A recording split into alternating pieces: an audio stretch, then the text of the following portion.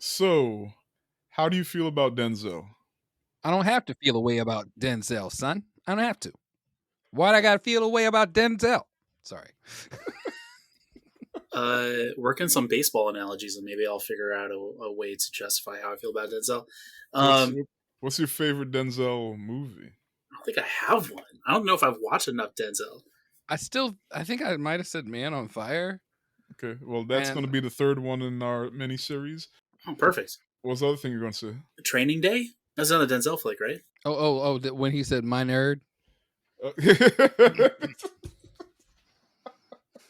I got you. My nerd. Okay. I feel like that's the only. Okay, so Samuel L. Jackson has motherfucker. Yeah. And there's that one actor that has shit. Denzel is the N-word. It's that. It's that exact thing. He says it in a way that is just like this. That's the vice principal. It's not even in most Samuel L. Jackson movies he says motherfucker. It's not even that in most Denzel movies he says the N-word like that. But in like the 3-4 that he does, It's the times he does. It's like the vice principal of the school just came in and he's got a rolled up magazine, and it is assertive and like, oh, sorry, I apologize. I didn't know I did something. I'm sorry. Like, it just hits. It arrests your attention. It's resonant. So I don't know if I have a favorite because he's literally my favorite actor. Oh. And I could watch him do anything, and I like the only movie that he's in. There's two that I have any issue with for real is Ricochet. I can't stand Ricochet. I mean, he was good in Ricochet, but the Ricochet was so wild to me that like I was like, this is too dated. Okay, this is before me. Ricochet and Bullworth. It was 1981. Oh my god. Yeah. And then I forgot the name, but there's a movie where he plays a principal of like a middle school, and it's a real story, but the actual real man is white, and that shit's so hilarious to me. What? Does he say the N-word? Like, no. But it's just funny that he played a white man in the movie, and it's a true story. They just let it happen. But like, that's the magic of Denzel. Look, if I was a white man and they were like, "Yo, we're going to make the Tifron biopic," Denzel said he's willing to do it, and I'd be like, you know what, I'm fine with that. Me being a white man, like, I just let it happen. Can you see that teacher? He's like at the premiere, like, so what are you here for the premiere? It's me. I'm him. I'm part of the thing.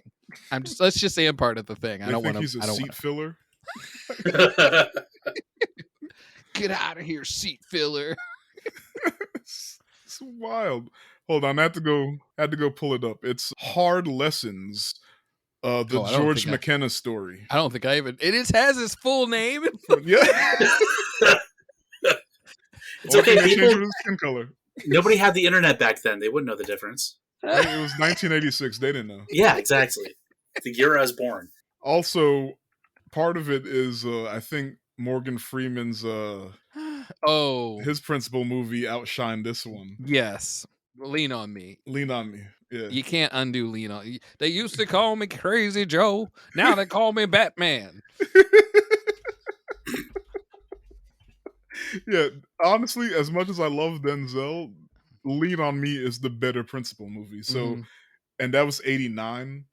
So it definitely. Okay, I definitely remember Hard Lessons now. Yes, I just saw a picture. What's weird is I'm currently seeing two images that are both covers for this, and one of them is him with a gun. That's the wrong one. As a principal? Damn. So, oh my god. One of the things we considered was Equalizer 1 and 2, but it wasn't streaming anywhere. Turns out I got the DVDs, and they both have digital copies. Oh. Anyway, we here now. Fences. Yeah. So you're saying I didn't have to watch Fences this whole time? My bad. Damn. I didn't have to cry for no fucking reason? Shit. Feel the feels. Well, on that note, Thank you for joining us today. If this is your first time with us, we're the secret group of brown kids. Who are the secret group of brown kids?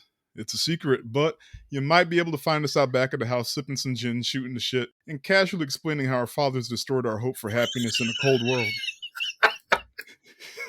I didn't even think about how hard that is. They're not having a little bourbon. They're not having like whiskey. It's They're gin. They're like, Look, got that Christmas taste. That's why that boy Sipping on grass clippings. That boy Troy's so wild. Jesus Christ.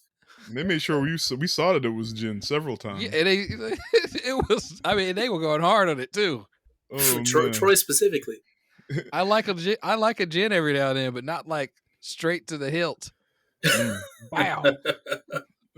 And on the panel today, he survived 2 plane crashes in the same day. Tim. Heyo. And his claim to fame is he can ride a bicycle backwards. Ren. I never said I could do it well. And I'm your host, Tivzilla. And today we're watching the movie Fences from 2016. And we're also doing a Denzel Washington miniseries. And this is our first episode in the miniseries. So I wanted to pick out of the movies we did. I wanted to do one where I'm like, okay, this is Denzel absolutely flexing his actor muscle. Absolutely. And I think this is the best one that I've seen for that. It seems like every Denzel movie, no matter what kind of character he doesn't. playing, He's never filmed it in.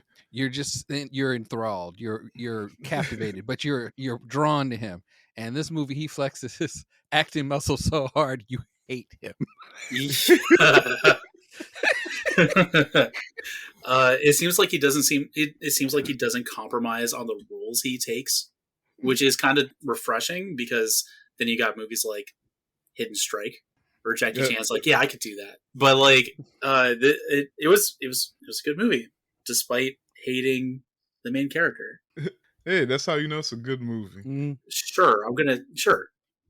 I mean, if you can hate the main character, but be like, yo, this movie was still great. Like, yeah. Frankly, I watched it for Viola Davis. So she was. I mean, I said this is Denzel flexing his actor muscle the most, but she came and did it too. In a baseball analogy, she came out swinging.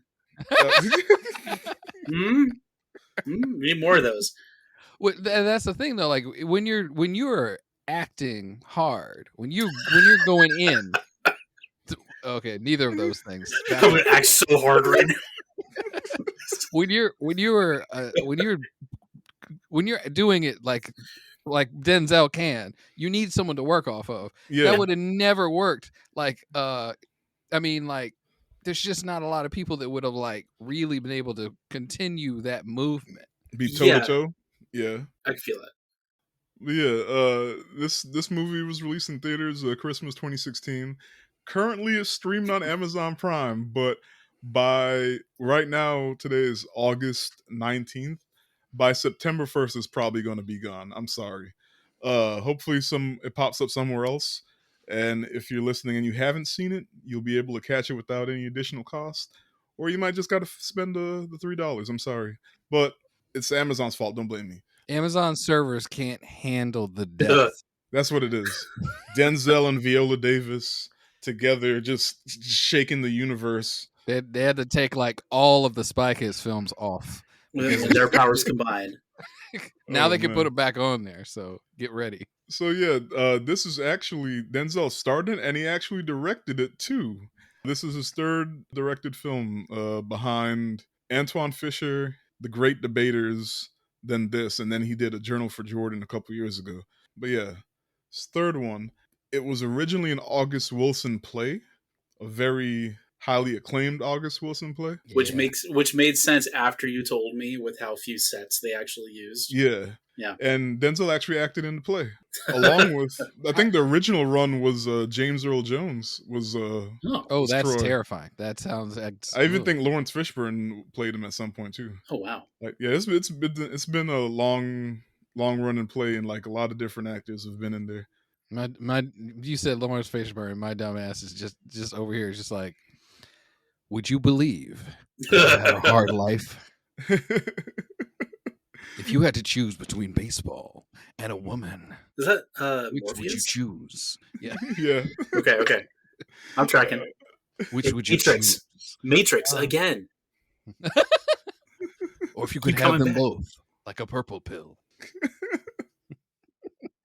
Well, speaking of intense dads, on the God show damn. Blackish, Lawrence Fishburne plays Anthony Anderson's dad, and one of my favorite episodes is when Anthony felt that he had to beat his son Jack, and he wasn't like they don't usually beat their kids, so he was like nervous about it. So he went to his dad for advice, and his How dad should was like, I "Oh beat my yeah." child? Like he got so excited. He was like, "You know what my favorite thing is? The Hot Wheels track. Look at this!" And he busted one out, and he's like, "Look at the pop back." Pop, pop. He was slapping his hand Like a And- switch? yeah, like, but from watching how excited his dad got about the thought of beating his son, he decided not to beat his son. But yeah, Lawrence. Yeah. Anyway, Oh my god. yeah. So the budget for this Fences was 24 million. Domestic, it made 57.6 million. International, 6.7. Not Total bad. 4.4 million. So yeah, especially for a $24 million budget. Based And on a play? Like, yeah. yeah. Now, a lot of that, obviously, it was an Oscar play. It came out at the end of the year, and they knew what they were doing. And it did not win for Best Picture. Denzel was nominated for Best Actor. He didn't get it. Famously so. There was like, you know how they do like the cameras on all of the nominees right before they call. He lost this year to Casey Affleck in Manchester by the Sea. Oh boy. And it was also after like the Casey Affleck allegations came out and all that shit. Yeah. So it was like, one, Denzel was way better than fucking Casey Affleck, period. Two, he still won after all that shit. And so like Denzel sat there like almost holding back tears like this fuck shit. Like I was mad for him. So when I finally saw this movie, like my response was fuck Casey Affleck. Absolutely. But yeah, but Viola Davis won though. Not only did she win Academy Award, she won BAFTA, Golden Globes. I was going down the list and I started to forget things, but once I got to like 6 or 7, I was all right. I think she deserved every fucking thing that she got because her in that movie, like she was absolute saint. Oh yeah, she got some of the best lines, some of the best timing, like everything just like works so well for that character. Her character was the heart of the movie, so yeah, I get it. Now, Rotten Tomato ratings: audience 75, critics 92, which I get. Not I get. I don't agree with. The but audience? I agree with the critics. But I was gonna say, what's up with the audience? Well, they're the audience, and it was an Oscar play movie. It was a dramatic. They not a whole lot of action. It was a lot of talking. So they probably were like, "Hey, I heard this movie was good," or "I love Denzel in insert this thriller," and then you go and he talks for 2 hours. Somebody on the computer. Yeah. 2.5. Way too sad. Still crying. Rude for you to call me out like that while recording. But no, I avoid movies that make me feel things, not because they're bad, because they make me feel things. It's because I already feel things, and I watch movies to avoid feeling things. This one definitely do not understand baseball. Yeah, that was it. Pretty sure guy was baseball. Wearing a football outfit. Forrest Gump guy. 3. Oh, 1/2. Oh snap. Yeah. So real quick before we get into it, they got all kinds of shrimp in heaven.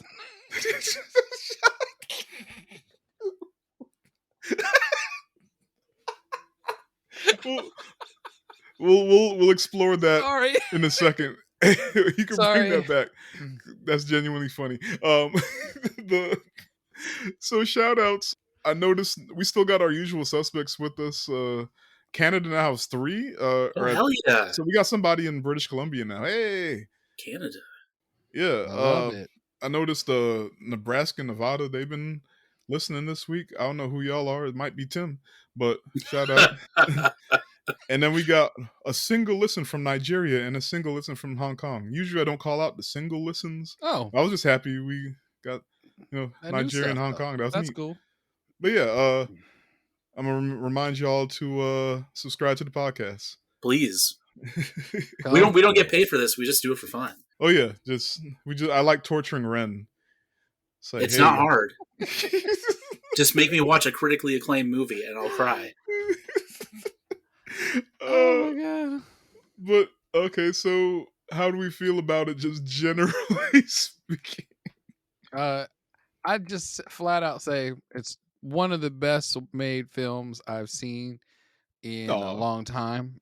The set pieces were really good. All the acting, the costumes were like weirding me out because I've How had to. big Denzel's pants were? Well, you buy what you can get. But no, like I feel like recently I've been looking through like a lot of old photos at my mom's, and I was like, man, this porch just looks too much like a specific porch. Like everything was neat.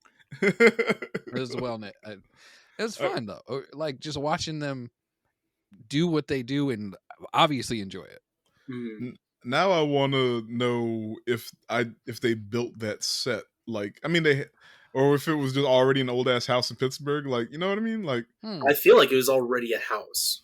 Like everything about that felt like it was just too perfect. Or did they build an old timey house? It felt like everything just sat so well together that it everything.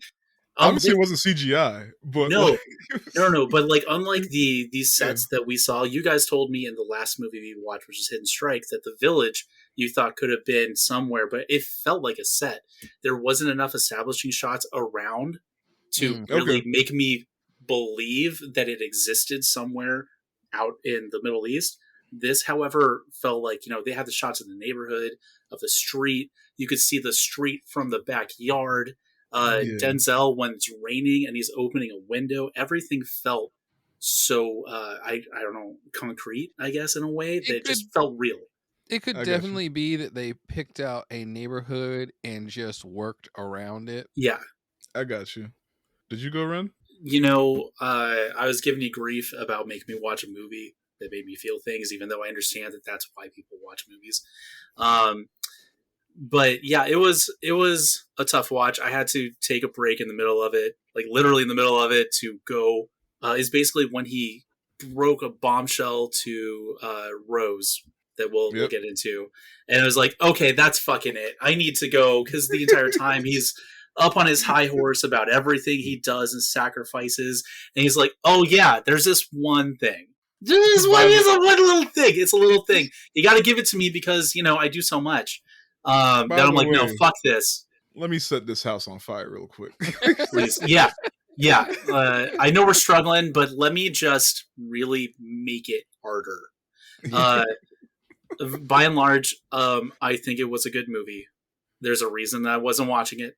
But no, it's great. I liked it. Will I watch it again? Who knows? Maybe I need to feel feelings in the future too. I'm not sure. All right. This is the second time I've seen it. The first time I watched it, I cried. I loved it. I was like, holy shit. Like, they acted there. Not that I don't know if I've ever seen acting like this, but I definitely was just like, my mouth was just hanging open at how well acted it was. And like, I know the emphasis on, Viola and Denzel, but everybody did it. But like, there's parts in this where they just, it's inhuman how human they became. Yeah. Like, it just blew me away. So that's why I was like, we're going to start off strong with with just showing raw talent. I think it was just so exceptionally believable that it struck a chord because it was easier to identify with. It wasn't so extreme as to be like, oh, we're Jackie Chan and we're driving on the highway. Oh, yeah. You know what I mean? It's like, oh shit, this resonates more because I can understand it better. Oh, yeah.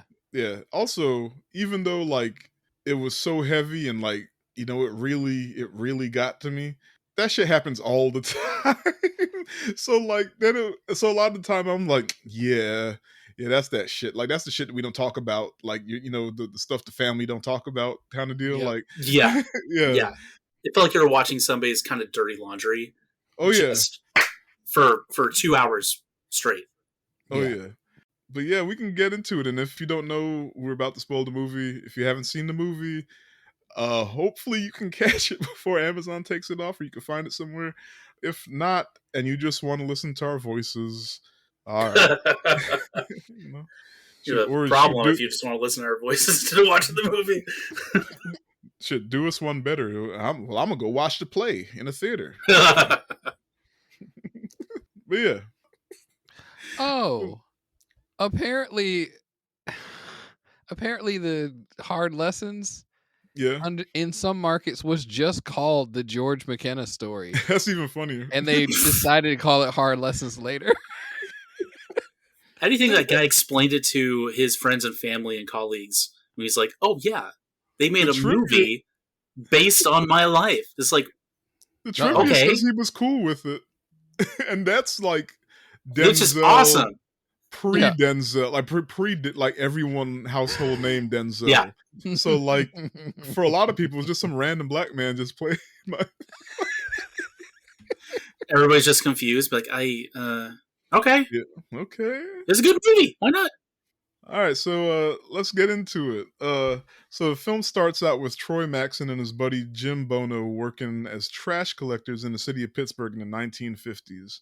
Bono tells Troy he might need to settle down before he gets in trouble, and Troy rants about how he can't be in trouble for just asking a question, and why they got the white guys driving the trash trucks, but the black guys lifting the trash cans. And then they get off work and they head to Troy's house, and they head out back of the house, and they continue chatting over a bottle of gin. And Troy's wife, Rose, played by Viola Davis, Mhm. comes out and she sits with him. And like here we learn that their son Corey is he's being looked at by football recruiting scouts. And Troy doesn't seem to like the idea because though he was a great baseball player, he never made it to the major leagues. And he says because of the color barrier. That's what he says. Which we find out is more of a compounded issue than just that. But Yeah. yes. Yeah. And like Bono tries to reassure Troy and says, like, if he be like you in the sports, he gonna be all right. Ain't but two men ever played baseball as good as you. That's Babe Ruth and Josh Gibson. Them the only two that ever hit more home runs than you. But Troy starts to fuss. And what did ever get me? I should have let Tim say this part. And what did ever get me? Ain't got a pot to piss in or a window to throw it out of. Damn. And like Rose jumps in and she's like, times have changed since you were playing baseball, Troy. And Bono goes, you know, times have changed, Troy. You just came along too early. And Troy snaps back. They ought not. I'm sorry. I gotta. They ought not never have no. We got to give all of them points for Right? these lines, delivering them the way they were. I watched it with subtitles on, and I'm glad I did because from time to time I was like, "This is not how people in Pittsburgh talk." It's like what a is triple going negative. on? Yeah. It's like, I'm gonna okay. get this shit. I'm gonna get it. Not. There ought not never been no time called too early. Oh man. But yeah, so while they were still out bat chatting, Troy's older son from a previous relationship, Lyons, he comes by and he asks for $10. And like they gradually get into in it over him asking for the money, right? He's like, I was just in the neighborhood for a minute, thought I'd stop by. And Denzel's like, yeah, you was in the neighborhood, all right, nigga. Telling the truth there. You was in the neighborhood because it's my payday.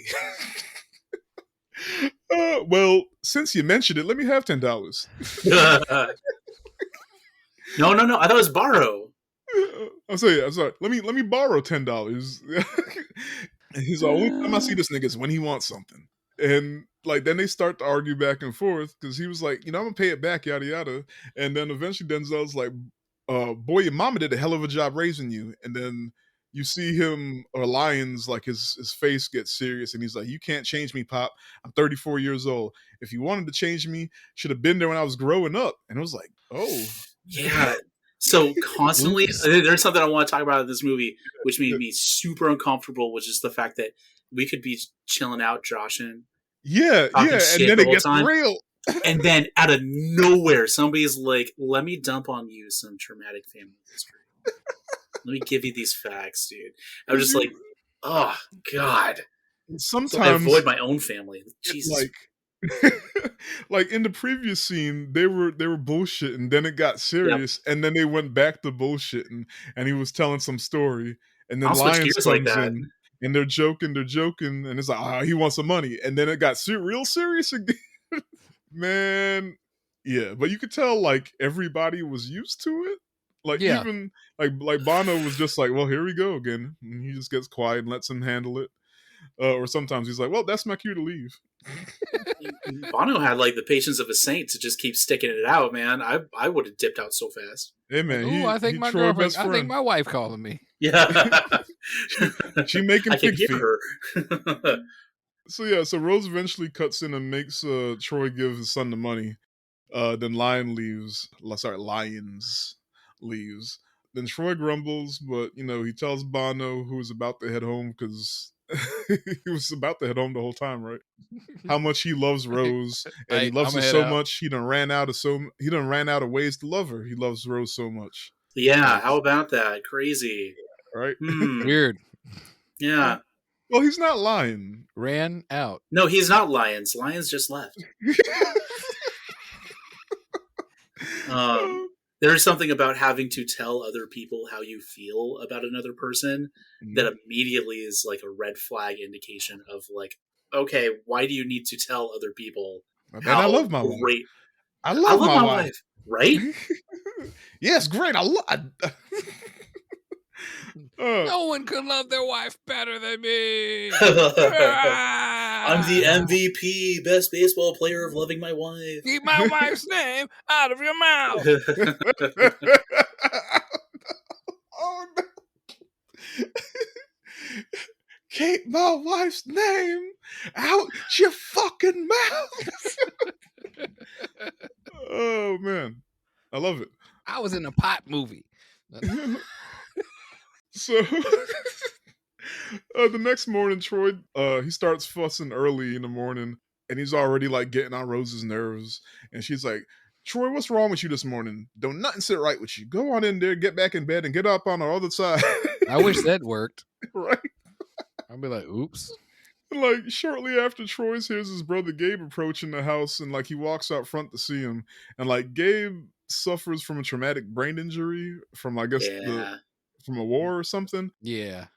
The war. And the war, yes, yeah, Oh, at that, the yeah, second the war, second No, one, that's too. yeah. the sequel. Remix. Sorry. Uh, he suffers from a traumatic brain injury, and like Troy, you can tell Troy kind of is like embarrassed by him a bit because he kept trying to get him to come in the house, and Gabe keep talking about different stuff out in the street, Mm-hmm. and Gabe is played by, I want to make sure I say his name right. Mykelti Williamson, who most people might know as Bubba Gump from Forrest Gump. Oh, Yes. oh, But shrimp. my favorite role of his is he's the dude in Wait and Exhale that goes, "Are you raggedy bitch?" Yes. Forgot about that. Oh no.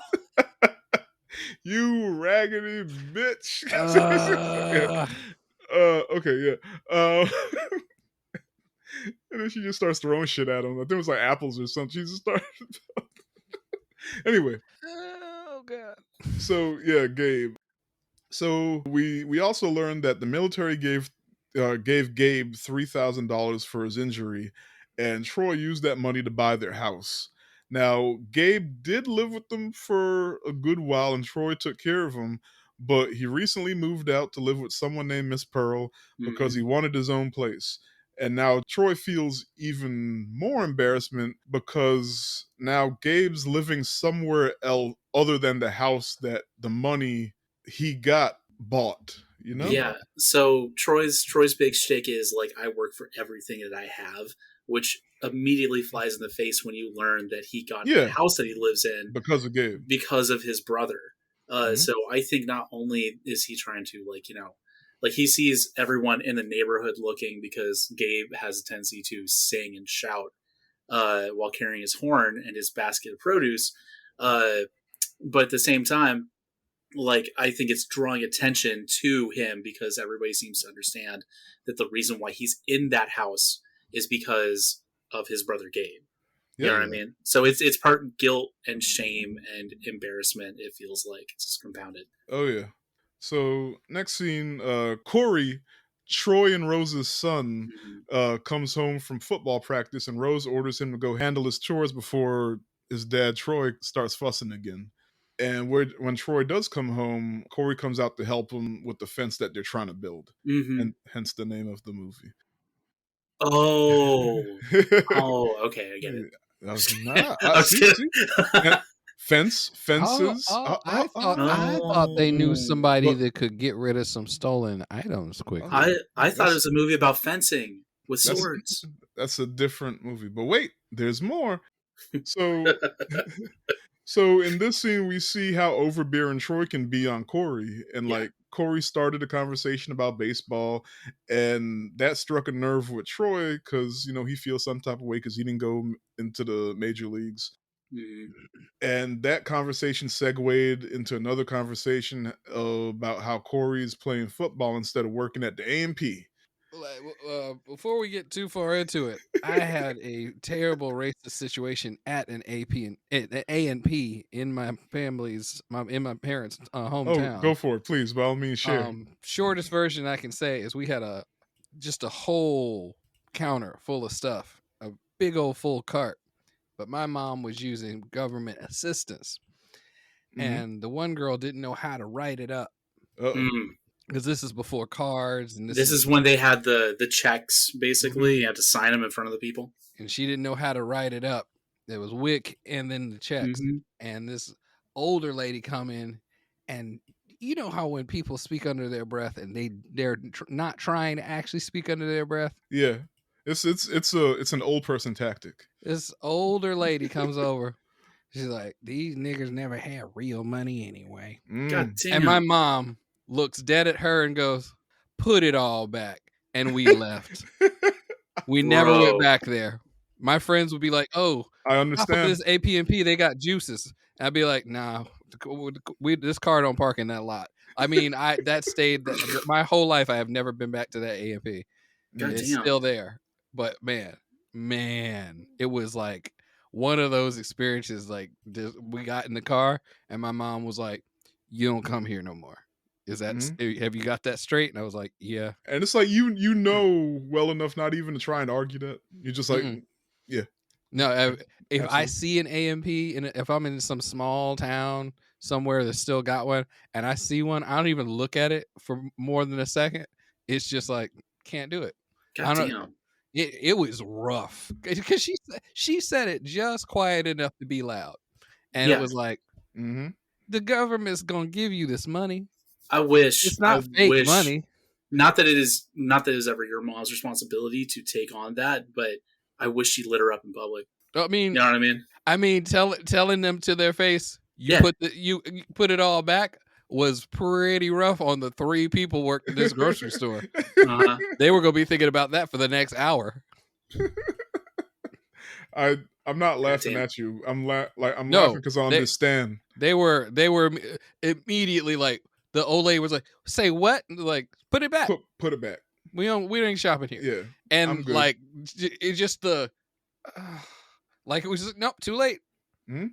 The manager come walking out after the car. You know, he's got his little apron on. He's got that face like, "Oh no!" And my mom put her hand out of the car. Was like, "Nope," and we just start backing up. Goddamn! He just stood there like, just that face where it's like, I can't make the old people do better, and I should have known she would do something like that. Every other white person in the store like, what's going on? And we're talking about a grocery store with 4 lanes, so anybody that was up there heard this whole shit. And it struck a chord with some of the people in our neighborhood. A lot of black people in general stopped going over. Stopped going. Yep. Yeah. It was like, oops. So as soon as I heard him say A&P, I was like, he ain't supposed to be working in there anyway. I can't remember. Was he saying that he preferred to shop at the AMP or somewhere else, and Rose was saying she preferred AMP, or who was on the AMP side? I can't remember. That's the weird thing. He preferred the AMP because it was cheaper. It was cheaper. And she was like, well, I'm trying to support our neighborhood. And that was like a weird weird way for it to go. She wanted it because it was cheaper, but I think it was also like, and he shopped somewhere else because it was more expensive, but like they let him like pay later or something like that, right? Oh, that was the one. But also she was kind of standing for the AMP because that's where Corey worked. That's right. So it was like, they're really talking about one thing, but they were talking about something. They had a secondary argument going. If I'm short and I need some bread, I'll tell them I'm short. They'll charge me later. I was like, shoot, this is a real long time ago. Yeah. Yeah. He said, but now she know me, so we good. Like, yeah. Anyway, so who you got, Corey? I could do Corey. It's not. I mean, there's no M-bombs in here. So no. About tripping like that. Like, Troy got all the M-bombs. Yeah, I know. That's just like. I mean, Troy has like a lot of the good, like, I don't know, points to make. But yeah, no, I was practicing earlier, but I feel like in the moment I'm going to be laughing too hard to really get a Denzel out. So it's rough, man. His whole shtick was so hard, and his dialogue was just so long, and like, it was rapid fire too. Yeah. Oh man. But yeah, I'm gonna try it. Here we go. All right. So how come you ain't never liked me? Like you? Who the hell said I got to like you? What laws did say I gotta like you? Want to stand up in front of my face and ask a fool ass question like that? Talking about liking somebody? Come here, boy, let me talk to you. Straighten up, goddammit. Now I ask you a question. What law is there that say I got to like you? None. All right then. Don't you eat every day? Answer me when I talk to you. Don't you eat every day? Yeah. Nigga, as long as you in my house, you put sir on the end of it when you talk to me. Yes, sir. You got a roof over your head? Yes, sir. Got clothes on your back? Why do you think that is? Because of you. Hell, I know it's because of me. But why do you think that is? Because you like me? Like you? I go out here every morning busting my butt putting up with them crackers every day, and I like you? You about the biggest fool I ever saw. It's my job. It's my responsibility. A man is supposed to take care of his family. You live in my house. You fill your belly with my food, put your behind on my bed because you're my son. Not because I like you. Because it's my duty to take care of you. Or owe you responsibility. Now let's get this straight. Right here, right now, before it goes any further. I ain't got to like you. Mr. Rand don't give me my money on payday because he like me. He give my money because he owe me. Now I done gave you everything I got to give you. I gave you your life. Me and your mama worked it out between us. Liking your black ass wasn't part of the bargain. Now don't you go... now don't you go through your life... Now don't you go through your life worrying about whether or not somebody like you or not. You best make sure they do right by you. Yes, sir.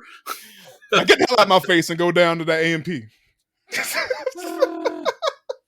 There's something that the delivery that Washington has that feels very much like having somebody put a cigarette out on you, where it just every fucking line is delivered with this like, you should have known better. Is like, this is the way the world works. This is why I'm hurting you. Mm-hmm. It only sucks because it's like there's a level of respect that is expected by Denzel's character, by Troy. Mm-hmm. But he's unwilling to compromise, but he's constantly talking. Well, he mentions it later how like his father was almost a relic of the past and unable to adjust to how things were changing. But Troy doesn't recognize that he's doing very much the same thing in his own way. So it really sucks because you're hoping that, you see his son trying so hard to win his father's approval, and you're hoping that Troy will give him the permission he needs to succeed in that. But Troy doesn't want to give anything to anybody. He just wants to take from people. Yep. Corey's like, Tommy, I'm tired of having sponsorabilities. It's two things you said in just now we've touched on previous episodes. One, the Denzel's delivery. I forgot what episode, but I was talking about how I love him in Magnificent Seven when he's like, pick it up! And it's like, if you heard that, like if you were in Walmart and you heard That was him Puss in Boots. yeah, Puss in Boots. If you were at Walmart and you heard him tell Lil John David to put some shit back, you put your own shit back. Put it back. And I forgot the second thing. but whatever. Oh man. So yeah, there was something about that like you. Mhm. Who the hell said I got to like you? Right. I'm just like, God damn it!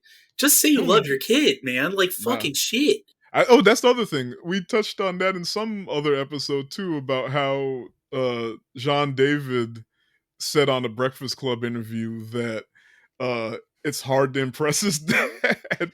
And he's like, Dad, I got this role. And he's like, all right, well, what you gonna do next? Like, It's like whoopty shit. So was Denzel acting? You know, if my dad was Denzel Washington, I would be acting constantly, maybe trying to get into some better stuff. Dad, stop. Don't do that. That's not okay. His daughter acts too. Oh shit. All right, next scene. So some time passes and Troy and Bono come home, raving with the news that Troy got promoted to truck driver, right? Which is what they were talking about in the very beginning of the movie. So he looks so excited. Yeah. This is the part where I was like, man, everything's gonna turn around. Right? He's puffing his chest out. Bono's happy for him. He's puffing his chest out. Rose gets happy hearing the news. Then Lion shows up and he tries to pay back the $10 he borrowed, which was a thing too. Of course, everything's a thing. Yeah. And then Gabe shows up too. Yeah, the funny thing is that, what's his face? Lyons comes back to pay back the money that Troy was fussing about and borrowing to begin with. And then all of a sudden, Troy's too big to take money back. He's like, no, you hold on to that for the next time you want to borrow money. The next time you want to borrow money. And it's like, no, that's some dad. Dude, you just but damn, take it. I feel like I said it. Guilt tripped him for 10 minutes when he tried to borrow it initially, and you wouldn't even hand it to himself. You gave it to your wife so she could give it to Lyons to borrow the money, and now all of a sudden you're too big a man to take the money back. And just like some things aren't happening at the rate at which he prefers, so he's not having it. Yep. So he's a dick. He's an asshole. He's such a fucking asshole. Man's got to be responsible. So yeah, Rose was fussing at Troy about leaving Gabe alone and like letting him live where he wants to live, because remember he moved out to live with Miss Pearl. Mm-hmm. And then she started fussing about how he needs to sign the paper so Corey can play football. And Troy, Bono, and Lyons, they go out back and they start talking. Oh yeah. The conversation moves from Corey lying about getting his job back. Oh, by the way, Corey didn't get his job back. He just lied and said he did, but really he'd been playing football the whole time.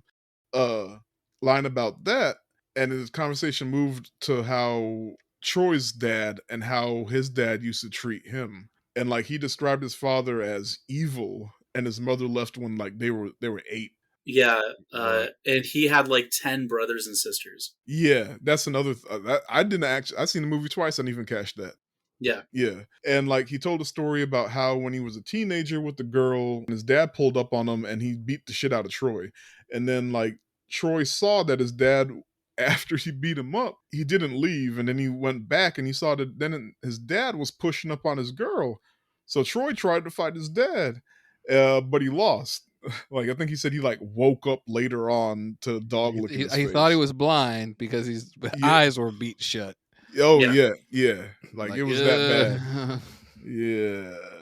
So, but it was then that he knew that he had to get away from his father, and eventually he was able to leave. I think he was 14 years old during the story, and like he lost touch with everybody. So that means all except Gabe. Except Gabe. So like 10 siblings, just he never spoke to again. It seems crazy, but he did almost stomp you out. I mean, yeah. So he lost touch with his brother Gabe, and then he said that he hopes his father's dead because that's how much he hated him. Yeah, fair, sure. Yeah. And then he immediately walks back the statement. He says, "I hope he found peace."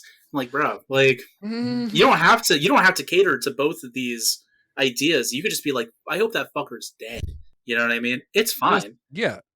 It matters that he said that to especially when we tie it in with how Corey feels in the end of the movie, because there's like I could he, feel he that. hates him, but he doesn't hate him, and like what Troy did wasn't as bad as what Troy's father did to Troy. So I mean, there's that, but there's like it's complicated. It's like I hate this man. So what I would like to do is to walk it back just a little bit, because if we're bringing in like the context of the situation, it might not be as bad, but I feel like we're comparing apples to oranges, because if we kind of pull the scope back a little bit, Troy still also kept his son from doing the one thing that could have secured his future. You know what I mean? He changed the course of his son's entire history.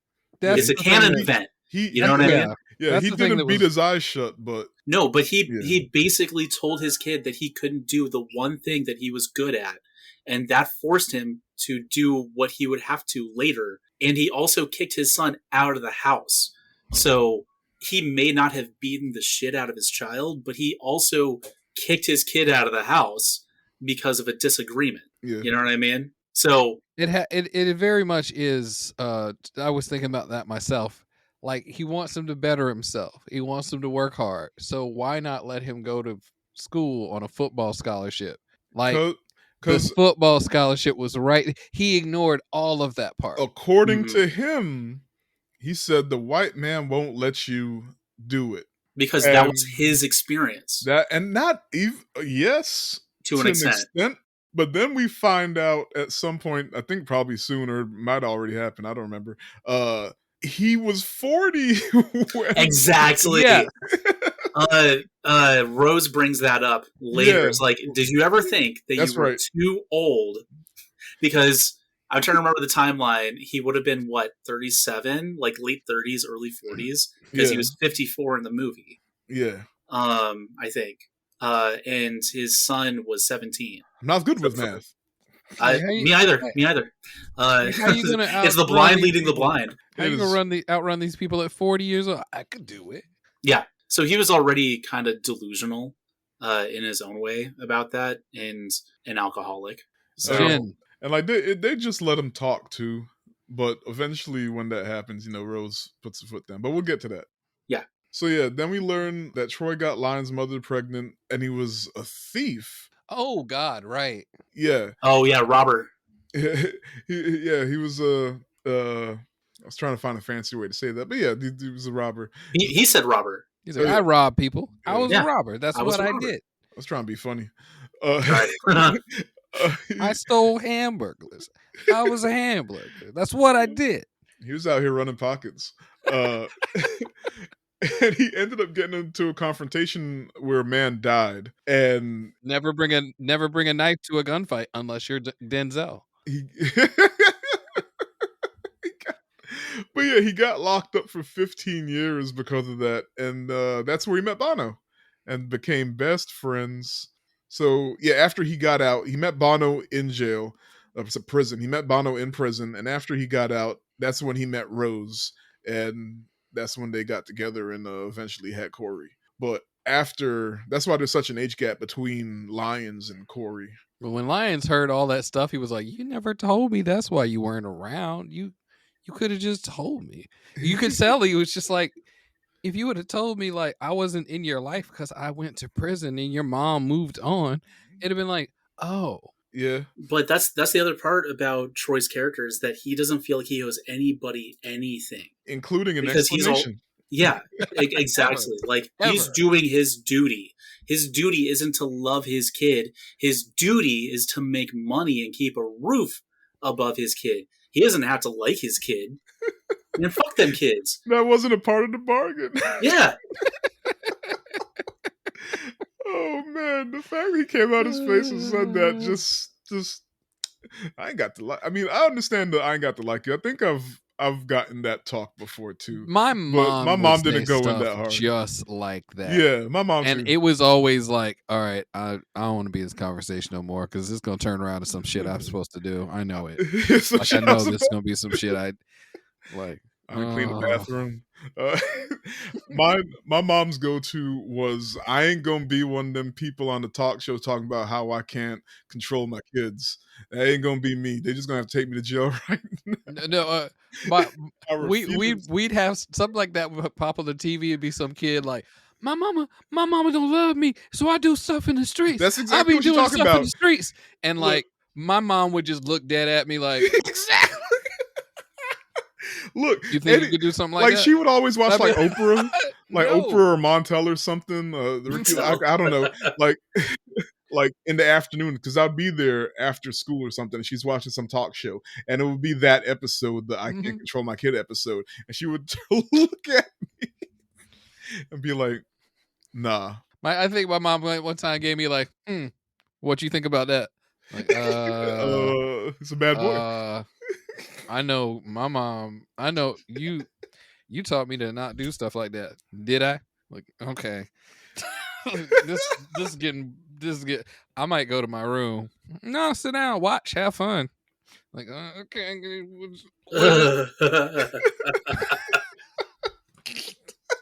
My mom never smoked when I was like of age. She stopped smoking when she got pregnant with me, and then she picked it up for a little while when they moved back to North Carolina, and then she stopped. But like she just had the mannerisms of an angry smoker, and it was like the room would just get heavy. It's like ugh. It was still in there. I mean, I'm from the generation when the Switch came out. Kids wanted to Switch. I was like, for what? Why you want to switch? What's going on? What is happening? Oh, it's a Nintendo. That's not even funny. Because I used to beg my mom for a Nintendo, and now y'all in here trying to get the Switch. They talking about Nintendo and you having like the PTSD flashbacks of Vietnam. Talking about Switch. Mommy, my mom get me a Switch. I'm like, what you done did? What you done did? So you're excited about that? Okay. Oh, man. So play the ball on and raise the flag. Yeah, that red, white, and blue. You just sitting there like, it ain't me. Just dying. I'm mad because that's so perfect because that is the song they use in every Vietnam movie. You like staring off this way. I ain't no Joe when I saw you. Oh man. But yeah, so they go outside to see well, I guess they go back inside then outside. They're gonna go see Bono off, and a football helmet gets chucked in front of him. Oh my. Oh man.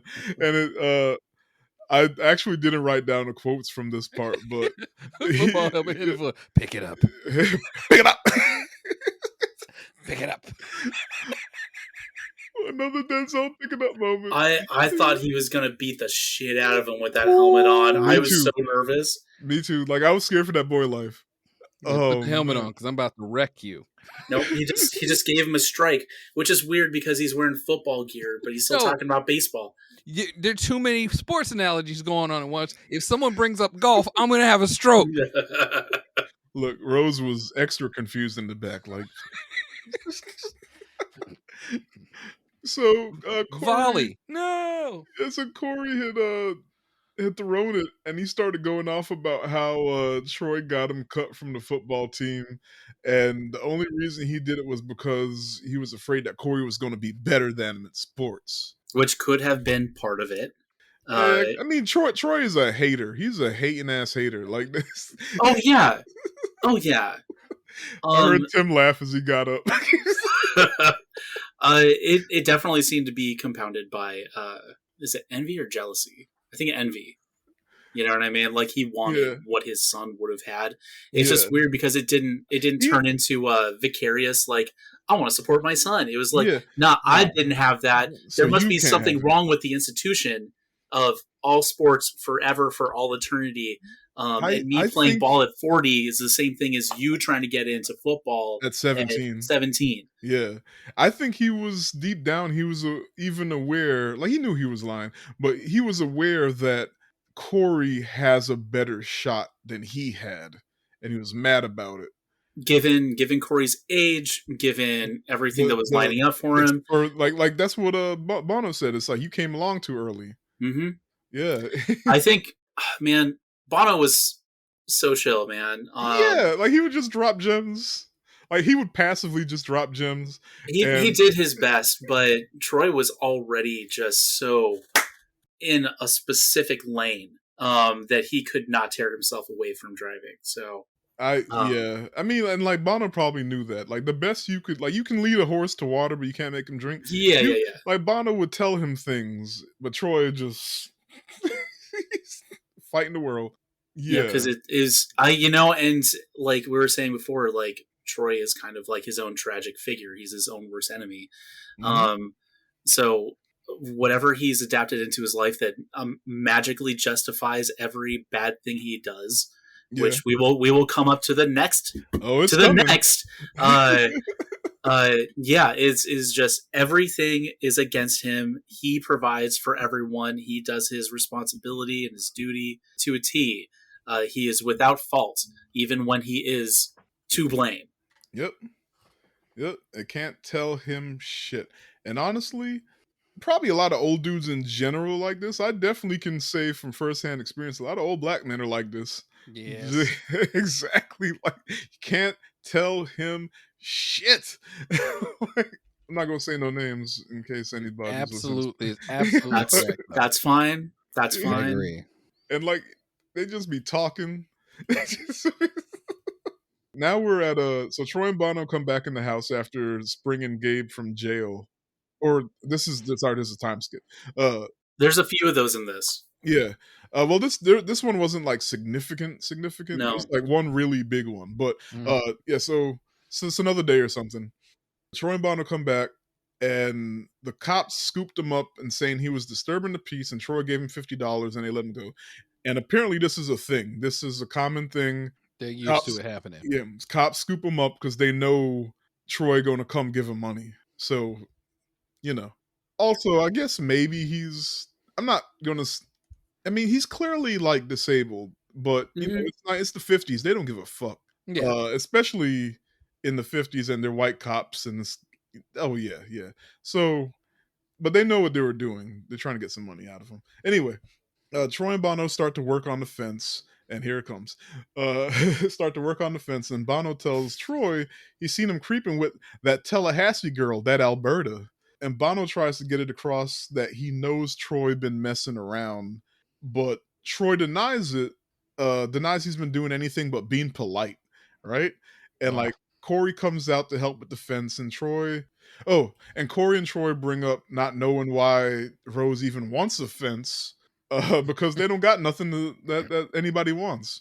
Then Bono tells them some people build fences to keep people out, and other people build fences to keep people in, and like referring to he's like low key referring to Troy's infidelity. So and Yeah. like Troy picks up what he's putting down, and he sends Corey back in the house to go find another saw. And like Corey's like confused, like I got a saw in my hand. He didn't say all this, but you can see it on his face. Like I got a saw, like motherfucker, I'm literally the only one sawing.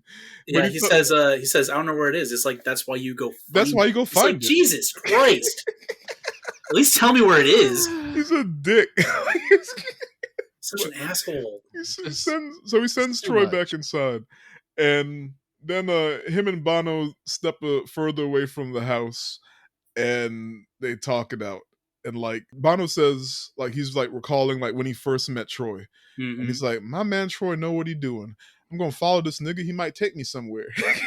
I done followed you too. I done learned a whole heap of things about life watching you, and I done learned to tell where the shit lies." I love that line. Ooh boy. He was saying Troy was saying before when he was talking to Bono and Lyons that he actually met Bono in prison, right? Yeah, Mhm. After being a robber, he did a stint for 15 years, and that's Mhm. where he met Bono Yeah. before meeting Rose. Rose after he got out. Yeah, So they have been together for at yeah. least almost 3 decades at this point in the Probably, film. yeah. Yeah. Yeah. Yeah. We've known each other a long time. Yeah, they knew Yep. each other all through prison, and then they both came out and like met their wives afterwards. And Yeah. like Corey is 17, or he said he's with Rose for 18 years. Corey's 17. Yeah. So very long time. Yeah. So he's like, look, man, like we've been together way too long. I know you. Don't sit here trying bullshit me. And Bono gets through to him. Troy eventually comes out and admits that he's been messing around on Rose, and like he loves Rose more than anything.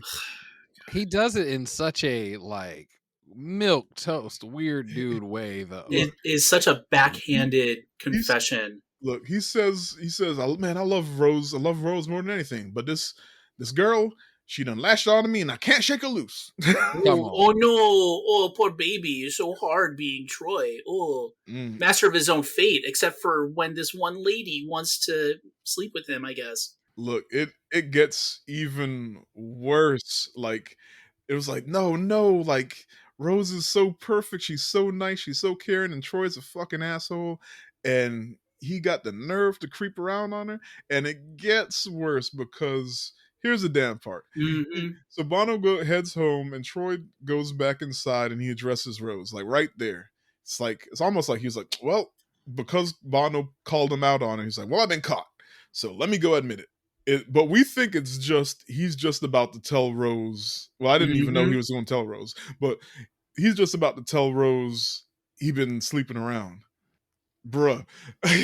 He says, "I've been trying to find a way to tell you I'm Mm-hmm. gonna be a daddy. Yeah, Mm-hmm. I'm gonna be somebody's daddy." And Rose is Mm. like, "Troy, you telling me what? You gonna be somebody's daddy? What? I gotta wait 18 years to hear something like this?" And like as she's talking, it like there's her initial reaction is to just stare at him. It's shock. It Yeah, feels she's like. shocked. And then when she starts talking, you start to see her slowly unravel. And oh my fuck. Like Mm. this goddamn part. It's like I'm struggling between two things. Like watching Viola Davis like die and Troy just having the fucking audacity to be like, "Yep, I did it, and I'm trying to tell you Well, I something, done and you it. need to listen." And He makes it sound like he burnt a casserole or left the door open and the dog got out. The look, car got No fault towed. of his own. Yeah, it's almost no look, fault of his own. look, Rose, I stepped on the hamster. I did it. I'm sorry. I'm the one. And Yeah. But you man, know that's how it is. And hamsters, they get away sometimes. yeah, They get out of their place. You know, like yeah. it happens sometimes. When he keeps talking and he starts to try and like defend, it's like, man, if you don't shut the fuck up. And Mm. Like Rose even like starts to stumble to like it. Oh my god, I felt so bad. And And then Gabe comes in and I'm Gabe like, comes in, fucking and Christ. here's the worst moment of her life. Mm-hmm. And Gabe comes in, who is the most innocent character in the movie, and you can't. He don't know. He don't know nothing, and No, but no. Rose is such a saint that like she still manages to compose herself enough to be like, all right, Gabe, just go to the front, just you know, and like I don't even think Troy is helping with Gabe. Like I think it's mostly Rose just trying to get him to go up to the front of the house. Troy doesn't, guys, Troy barely does shit Yeah. about Uh anything and like other than take care of Troy. yeah, and like Gabe is like he came in with a rose to give Yep. Rose. Yeah, So that's the shtick. Yeah. it's such a horrible moment. And he's like, that's a rose. That's the same kind of rose like you is. And It's like, she man, takes sir. the rose and she gets him to go up front. And then They go talk in the back. yeah, man, like she's like Gabe is trying to talk about he got a new quarter and he's trying to talk about the demons he be fighting and shit. And Oh, like he forgets him to go up front It's the and Hellhounds. Yeah. she's struggling to keep it together. And she's like, why, Troy? Why? After all these years? Like I could have expected this 10 or 15 years ago. which is crazy to say out loud. Yeah, Exactly. because why should you expect that from your partner? But I'm sorry, go on. Yeah, yeah. But like I mean, yeah, yes, it's the time. Also, it's ridiculous, but also like you old. Like what you do? Bro, what you doing? She says, "But you too old for this now. I done been everything a good wife should be, and now I live to see the day where you tell me you fathered a child." Bro. And like that's when she starts to stumble, and that's when I start to stumble with her, and I'm like, oh no. And even the second time watching, I'm still like, oh, Rose. Like, And that whole time, Troy is just coming out with like baseball analogy after man, baseball analogy, and she comes out with one of the best lines and just stops him in his tracks. Says, "We're talking about baseball," and I was just like, "Thank you, shut that man up." It's like, bruh. And you ain't know I ain't never want nothing from nobody other than my family. And he's like, stop it now. You ought to know. Well, I don't want to know, god damn it. And she like run, that's when she runs out and she drops the rose. And this motherfucker Troy, like he's already set everything on fire, and then he proceeds to try and explain how good the side chick makes him feel. Yeah. She makes me laugh from the bottom of my shoes. I'm like, shut the fuck up. Oh my god. Like, it was already I get to go away from here, and the responsibilities that I have as a man to go be with her. And it's like, dude. And he's like, how am I gonna give that up, Rose? Boy. Man. Like, how did you think that you said you thought this out in your head? Yeah. You thought it was good enough to say to somebody who you just betrayed. This will work. That's good. It's fine. And then he tried, like, he's trying to argue and shit, and he's like, it's not easy for me to, this is the, so like, so for, I'm sure folks, y'all know, like in the Oscars, like the Oscar clip is when, like, okay, this is the clip of the movie that the Oscars would play when you're nominated for something, right? Mm-hmm. And like this is the one of the clips they played. I forgot for which nomination, because it was 4 nominations the movie got. But it's not easy for me to admit I've been standing in the same place for 18 years, and Viola Davis snaps back, well, I've been standing right there with you. Like Troy, I had a life too. Like that was the Viola Davis's Oscar clip. Yep. Mm-hmm. And it was like, oh shit. Look, her role is very much of the person who has dedicated her life to being a good partner, mm-hmm. and then to a person who just is not a good partner. It's almost like he wasn't set up to be a partner. Mm-mm. You know what I mean? He was just shit. I don't know. That Mr. Fox. Yeah, no, not even that. I love you, but I shouldn't have married you, dude. I'm gonna say I think Mr. Fox is a better dad. Oh yeah, I mean he is also a robber. He provided and he acknowledged his son at the end of the movie. Look, Mr. Fox had growth. Yes. Troy somehow was going backwards. I don't know how to. Troy was like, nobody plays whack-bat as good as me. That's true. All these whack-bat references throughout the whole movie. We're not talking about whack-bat. His friend, Mr. Kelly or Bono, I'm sorry, it was like, oh no, you're the best. You're the best whack-bat player I've ever seen, Troy. Wait, why does Bono seem very much like I can't think of his name. He was the possum, right? Yeah, yeah. Kelly. Oh no, something like I think it's similar. Kelly.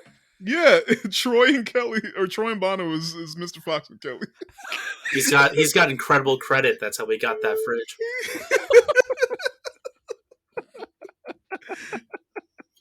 Oh, I'm sorry. That was the other part too. Him. Oh God. It keeps getting funnier.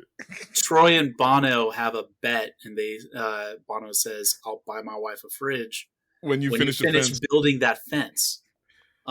Because Troy's taking his sweet ass time with it. Oh yeah. Then Troy's like, "You'll get around to it. I'll get the fridge." So that'll come up later. Yeah. Bring that up now. But yeah, back to Viola Davis absolutely destroying this all of us. Yeah, crushing everybody.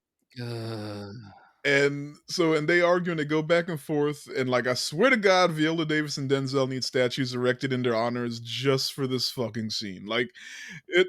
The scene like just ties it all down. Oh man, like them go.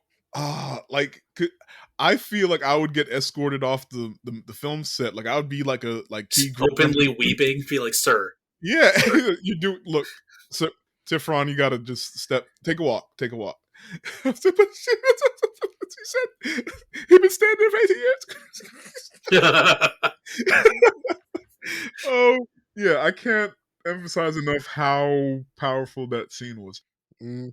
But yeah, so and Troy starts to get defensive and he grabs Rose by the arm and she screams out that he's hurting her. And Corey charges out the door and he pushes him into the fence. And like then Troy jumps back up and like Rose is kind of in the way still. And he pushes her off to the side. And he's like, all right, that's right. Like, you stay away from around me, boy. And like Corey grabs Rose and like takes it back in the house. That's strike 2, according to Troy. Yeah, Yes. strike 2. Don't you strike out. Because everything's a baseball reference. It feels like we're just kind of making up rules, but okay. I mean, I can't tell you how baseball works, so I'm just gonna have to believe Troy. Yeah, in the game, if you defy your father, that's 1 strike. Okay. In the game, there's like 9 innings. You have to defy your father like 3 times for like 1 out. That's wild. Yeah. Okay, I can see that. Yeah. So yeah, next scene, we get a montage of like time passing, and we see Troy occasionally working on the fence. Occasionally. And then like it doesn't take that long to put up a fucking fence, by the way. I don't know. Hey man. It does when you buy wood that I will say it's really that hard wood. Like he did overdo the fence.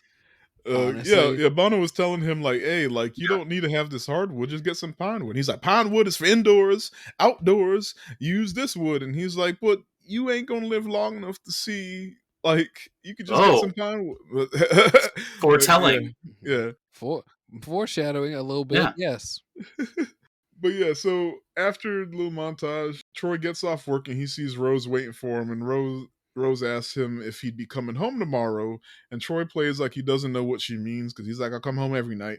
And what it is the next day, Alberta, the side chick, is likely to have the baby, and she wants to know if Troy is going to come home still or if he's gone forever now. Yeah, this time skip jumps about 6 months, I believe. Yeah. We see the seasons change and the snow comes and goes. Yeah. And then Viola Davis talks to him, and that's when we find out that Alberta side chick is due shortly. Yeah. Yeah, and Troy mentions that Rose hasn't been talking to him this entire time, which good for her. Oh, like, boo-hoo. They still sleeping in the same bed because she didn't kick him out, but she's just ignoring the shit out of him. Yeah. You go on and do what you're going to do. But he plans on going to the hospital and then coming home, right? And then Rose brings up Gabe because she read in the paper that he was institutionalized and Troy would have had to sign the papers for it to happen. And he didn't sign the papers for Corey to play football, but he signed the papers to get Gabe sent away. And like Troy argues that he can't read, so he didn't know what he signed. He signed papers, but he didn't know what the hell he was signing. And like Miss Pearl is just lying to her. Sounds like an absolute cop out. Yeah. So I never learned to read, so I could just. He's like, you don't read that. Play stupid. Yep. He's like Arthur's little. He's like DW on Arthur. Yeah. It's like I'd be offended if I could read or something like. I think I'm mixing up 2 different shows. No. There's a side on the thing like it's like your sign doesn't mean anything because I don't know how to read. There's that from Arthur, and then there's the King of the Hill joke. Like those kids would be offended if they knew how to read. Yes. Okay. Oh, illiteracy. So yeah, he's like, you didn't read that in no paper. That's just Miss Pearl trying to, bullshit you or whatever. And then he denies that Gabe's check is now like being split between the hospital and him. And Miss Pearl just mad because she ain't getting any money, so that's why she's spreading lies. So anyway, Rose leaves, and then we see Troy at the hospital feeding Gabe. So he really is in the hospital, but we don't actually learn for sure if Troy knew what he was doing. Yeah. I do think it's interesting that this is like the most kind of like tender scene that you ever see of Troy. Because this is the only time you actually see him taking care of Gabe or anybody. Yeah. Not his wife, not his child, not his other child. And you know what I mean? Gabe is the only person that he's actually portrayed to kind of give a shit about. Yeah. But you also can't tell if it's also relief that his brother is being cared for in like an institution rather than just out on the street and like selling fruit and yelling at hellhounds. Yeah. So like okay, so let me talk about Troy and Gabe real quick. Yeah. I understood Troy's frustration to an extent because my mother moved in with us. She's having health issues, Mm-hmm. and I kind of struggle to deal with that. And there's Mm-hmm. times where, like, she's telling me this hurts or that hurts or yada yada, or she's going through it, and like thinking back, like I'd get mad sometimes because she's telling me, and no, I don't like fight her, but like I might catch an attitude, and then I got to catch myself and be like, I'm only mad because I can't fix this situation for her, and like Correct. I'm struggling to see her like this, and I don't know how to properly process these emotions. So I end up just being angry, and I'm not angry at her. I'm just angry at the situation. But either way, now she's sitting here talking to an angry Tiff. And so like when he knocked the shit off the counter in the previous scene when they're dealing with Gabe, like Mm-hmm. I understood. I Like I think I think the difference though is that I didn't you take are his money. taking, well, that too. I think it's also, I think him knocking the shit off the counter was partly because what he had, what you know, it's not like riches, just the stability that he had was really afforded by his brother's misfortune. Yes. Yeah. I think the other part of the problem is that like he wasn't taught the proper coping mechanisms, Oh yeah. so he just drinks gin. You Yeah. know what I mean?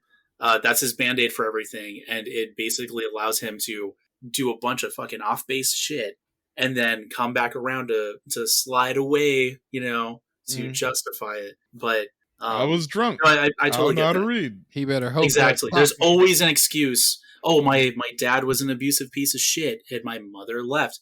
It's like, I understand that doesn't necessarily give you, You wouldn't have it easy, but you still being yeah, a dick. you don't get carte blanche to ruin your child's future and then try to make them to be the enemy because they're not being respectful because you ruined their future. Yeah. Yeah. Sorry, sir. So I'm so mad. I'm so mad at you for pointing out my issues when yeah. I asked you to give up your life. Dude. Yeah, it was a lot, dude. He basically stomped all over his kids' like opportunities and then said, "You call me sir when I destroy your life." It's like, fuck, dude. Absolutely rough.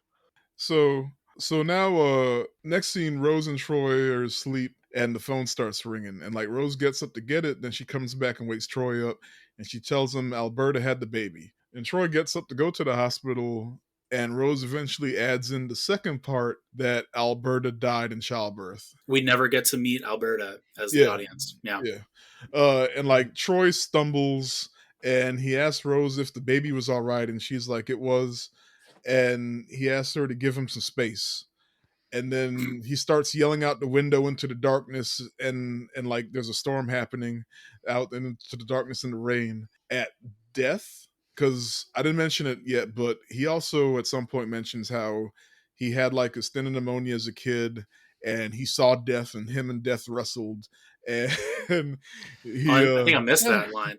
yeah, Yeah. it was after, it was like the first time that they were out in the backyard, and after all the other stuff, but before Lion shows up, he starts bullshitting about Death, and he was like embellishing, and Rose was like, every time you tell this story, you tell it different.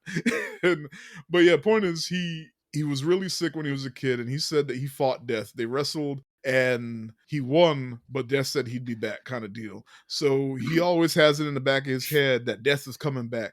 So now that his his side chick died, not he starts yelling at Death like, hey, you coming back? Like, well, I'm ready to fight. Anyway, so I don't know if you've ever seen the show Power on Stars, but it's about a drug dealer and well-to-do drug dealer, and he had an affair. Spoilers for Power. They now have 4 spin-offs, so I feel like you probably already know where I'm going with this. But there's a very well-known scene where at some point his side chick is murdered, and he's talking about it to his wife, and his wife's name is Tasha, and Ghost is like, damn it, Tasha, I just lost the love of my life. This is what this scene Bruh. reminded me of. The fucking audacity. Yeah, That's audacious is the perfect word He's like, to Rose, give me a describe him. minute. I just need a minute, Rose. It's like, motherfucker, you had like so many minutes every time you went to see the woman that you were cheating on me with and having a child with for the last 6 months, because every time he would say he's going to the bar, going to spend time with Alberta. You know what I mean? Or he'd go to the How, bar and then he'd And go. yeah, Yeah. and how then much? he would come home to sleep and change and then go to work. How much you So- want to bet Alberta paid somebody at the hospital $80 and said, "I ain't about to be no married man sidekick anymore," and she just bounced. Oh, I didn't even. She back in Fort Lauderdale. God, I wish I hope. She already knew, like, he's still gonna give his $73 to that woman. I ain't getting none of that. So look, I ain't I ain't with it. That is wild. But yeah, so we see Troy head out to the hospital, and on his way out, we see Corey consoling his mom in the hallway. Cause yeah, like another layer of I hate my father. Yeah. Which is understandable, right? Yeah. But then The next day, he comes back with carrying the baby. Yeah. And one of my favorite Viola Davis scenes coming up. Thank you. Yeah, she has 3 really powerful ones, and this is the second one. So he tells her, Rose, now I'm standing here with my daughter in my arms. She ain't nothing but a wee little bitty thing. Little bitty old thing, and she ain't know nothing about grown folks' business. Listen, she ain't got no mama. And Rose is like, what you telling me for, Troy? And he's like, well, yeah, it's like, oh yeah, huh? I guess we go sit out here on the porch then. How's that bed you made for yourself? Huh? Right? So pretty empty, isn't it? This is the only other moment you can argue that Troy is like being nice to someone, when he's like talking to the baby. But really, I think he knows that Rose can hear him. Yes. And he's like, oh yeah. That's how I read that. He's trying to guilt her into it.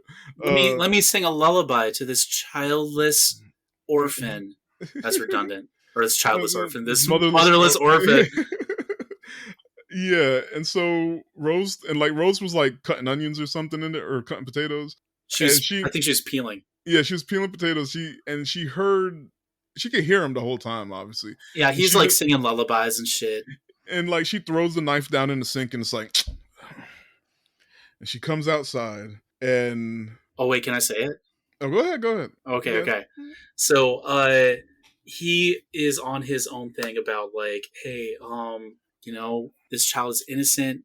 This child deserves da-da-da. He's basically trying to enlist Rose as a caretaker, as a mother to the daughter that he fathered with a woman that wasn't her, that died. So it's basically like, oh, no, I'm homeless. Oh, it's unfortunate you're homeless. And then Viola Davis' character, Rose, just takes it upon herself and says, you know what? You're right. This child is innocent, and it won't be without a mother, but you're a womanless man. And she picks up that baby. She takes that baby away, and he is pretty much absolved of all care for this child because Rose is there. When she said you're a womanless man, dude, it was that meme, like, oh, I texted you guys immediately, and I'm like, yo, bow. And like the camera holds on Troy's face, and you see like that line like cut through him. Yeah, and he's it like, eats him, and just dead. Now he had 2 women's. Now he got no women's. Like, and all that, like, Rose is a great woman. I love Rose. And she's like, but you're a womanless man. All that comes all back. That talk.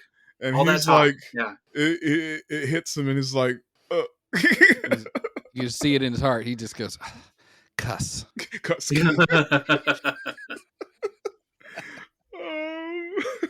It couldn't have happened to a better person, too. That line could not have been delivered to a better character than Troy. So, once again, or not once again, but like, this might be the first or the second time, the camera holds on him just standing by himself. And it gets better because next scene, another day, we see Troy come home, and he go around back, and like Corey was back there swinging the bat, but he sees his father, and he puts the bat down and leaves. Mm-hmm. then Troy enters the house, and as Rose is like, she's leaving to go to church with the baby, Mhm. and she's like, "Look, your food's over there. Just you got something to eat. All right, I'll see you later." And he's like trying to come up with things to talk to her about, and she's like, "Look, I got somewhere to go. Like, leave me Yeah. alone." No, my favorite part was not my favorite part, but one of my favorite parts was he's all asking her like, "Well, where are you going to be back? Where are you Yeah, going?" And yeah, she's like, "Don't try and study me. yeah. I got things to do." It's like you had 18 years, like, Hmm. and you fucked it all up. Don't Hmm. pull this shit on me now. And Troy's constantly like, "I'm just going to the bar. I'm going to go do a thing." It's like, dude, just fucking back off. Like, Look, and once she leaves, the camera holds on him standing there alone. yeah, And then so Troy goes to the bar because that's what, like you said, that's what he does. that's what he does. And he's sitting at the bar alone. But then his buddy Bono shows up, and he comes and he sits with them and he starts chatting. And like we learned that since Troy got the promotion to truck driver, you know what he was ranting about in the beginning of the movie, what he Yeah, what he wanted. wanted. He's on a different route now because it used to be him and Bono on the back of the truck or Mhm. dumping the trash cans into the back of the truck, and the white dude drove. Now Troy drives a truck. He's the first black truck driver in the city, but because of that, he's on a different route. They change his routes. He's no longer with Bono. That's the point. He's taking white people's trash now. That's what they said. They said the neighborhood he was in is a white people neighborhood. My neighborhood. Oh man, and we also learned that like Rose spends almost all her free time at church now, all the time that Mhm. she can at church now, and then Yeah, there's a Bono. scene about her getting baptized again, Yeah, I yeah, believe, in that was that 6 month the period. yeah, in that little montage, yeah. Yeah. So like knowing that he doesn't see Bono anymore, and Rose don't pay him no never mind. And Bono's like, all right, and he tries to like get Bono to drink with him. He's like, no, I'm good, I'm good, I'm gonna head out. And once again, Troy's sitting by himself. Yep. Yeah, he tells Bono that he hasn't seen him in like a month's worth of Sundays, and Bono says like, "Oh yeah, I've been playing dominoes." And the something about Troy is that every fucking thing is about him. Every time he tells a story, he embellishes the shit out of it. Every time he's talking to Bono, he says, "Bono, hey man, you were never good at dominoes. I I always was beat the you in best. dominoes." And I it's like, was the best. fuck, dude, you're the best at everything. How can anyone compete ever? And Bono just kind of like, Yeah, yeah, he's like, yeah. Bono's like, I how sing about now. that? Oh, what? You Yeah, sing? I also sing. Me. See? yeah, Me? Yeah. yeah. It's all about me. Uh, and I, unfortunately, that's the rest of the movie. Is just Troy is the best ever at everything, and Bono sees his way out, and that's the end of it. We never see see Bono one last time. We see Bono after the time skip. Yeah, one Yeah. last time. I'll let you get to that. So there's two scenes left. So we see Corey looking at a military recruitment office, and then he goes home and Yeah, he tries to get into the house, but Troy is sitting on the back porch blocking the way, drunk, hammered. by himself. And he has to get by, and like Troy picks a fight with him, and Corey tells him like he don't count around here no more. Like, like we don't care about your feelings. Which was raw, but not untrue. Not untrue, right? Like he's just like he's the dude that lives in this house, but we don't pay you no attention. Mm-hmm. And like Troy challenges him, and Corey asks like, "What you ever gave me?" And Troy responds with, "Them feet, them bones, them puppet heart, nigga. Give you more than anybody else would ever give you." And like Corey grabs the bat and he like stands up to him with it, but Troy grabs the bat and like he kind of bests him, like he gets him on the ground, he chokes him out a bit. That scene had me worried. I thought it was going to be really bad. You thought he was going to go all the way? I thought Yeah. somebody was going to die. I mean, it was at least He- strike three, and I was worried about what strike three really meant because Yeah, the 'cause baseball analogies were not clear. He choked him on the tree, threw him on the ground, and choked him again, and then With it the bat. cut with the bat at that. And then it cuts from like the camera's looking up at Troy choke him, and it just holds on his face, and we're like, this boy about to die? Like Especially with Troy's history with his father Mhm. Yeah. and just being practically beaten to death and just having his I just It's like, blocked sir, shut. Yeah. sir, I don't think and- this is a common part of baseball. Where'd you learn this? Or fatherhood for that matter. Yeah. I don't know. Maybe home run. robbers. Maybe robbers. Oh, Do that's you right. think in this moment like it occurred to him that he fought his father, or do you think he just I wanted to, but the fact that the next time skip seems that nothing Nothing really changed. changed. Yeah. Yeah, it feels like he still cannot come to terms with any fucking part of what happened to him, and that he could be in the wrong. He just doubled down. His wife was taking care of his I won't say illegitimate child, but you know what I mean. Yeah. And he just kept doing what he was doing until the inevitable. I mean, because he fights him, but it doesn't seem like he has the epiphany that he's done anything terrible, because he still kicks him out. I think after because when he stands back up, he kicks him out the house. Or maybe he thought he did something different because he kicked him out, and he didn't beat the shit out of him. Like he didn't beat him till he couldn't see, and he can still see, so he's not. It's like, what are you talking about? I did you one better. You can still see. It just shows that anybody can be a baby daddy, but not everybody can be a baby father. Jesus Christ. I will say that it was interesting. I didn't know what was going to happen after Corey left, because they do this weird fisheye lens thing where it feels like Troy understands that everything is getting closer. That was that's a neat way to read that. Yeah, and he starts speaking to death. It's closing in on him. Yeah, he has the bat, and he's like, all right. He's in a defensive position. He can't see anything. He keeps saying that he can't taste anything. So I can tell if he was having a stroke or something. That's what I thought. But then, okay, if I skip forward just a little, I mean, it's the next scene, whatever. The next scene, just jump in the next scene. He dies. Yeah. But there's a time skip, and they're going to his funeral. So he wouldn't have died, and then, 6 years later, they go to his funeral. Yeah. So even though it looked like he was starting to have a stroke right then, he still lives another 6 years. Hyperbolic or symbolic, where he's just like, can't taste anything. Like, nothing has any meaning right now. I got you. Yeah. I think so. But just like, in the scene where he's like, there was 2 other scenes where he was like, one time when he was like yelling at the sky, he'd just look up this one patch of the sky. Mm. And then when, after they had that fight and he was like swinging the bat at death, he's looking at that one patch of sky. Window. It's just kind of like, I never understood the window exactly. I think they really focused too hard on the window, and I think he's supposed to be looking at the sky above the house. Oh. Okay, because I was like, is there someone in there? After this next scene, it comes up again for that brief moment. Okay. Yeah. So I was really interested. I was hoping they would have done a little bit more with that scene before the time skip to it's not necessarily a wake, but I guess it kind of is. They're preparing. They're about to go to the. Yeah, they're preparing for Troy's funeral. Yeah, and like we see a young girl playing in the garden, and like Rose yells out from the top window, "Stop playing with the vegetables, or stop watching the vegetables. They won't grow because what she said, watch pot won't boil or something like that. Something like that. Basically. So yeah, they come in the house and get dressed, and Corey comes home and he's dressed in like a Marine uniform, and he's the proud. And he's now a corporal in the Marines. And Rose comes running down the stairs and she's crying. She's happy to see her son. And Bono and Lyons are already in the house, sitting there. And like Rose tells the girl Raynell to say hello to her brother Corey, and they talk about whether or not she remembers him because it's been a long time since he's been back. I guess they've seen each other at some point. So he's been back since he left, because when he left, he said, "Tell mom I'm send for my things" or something.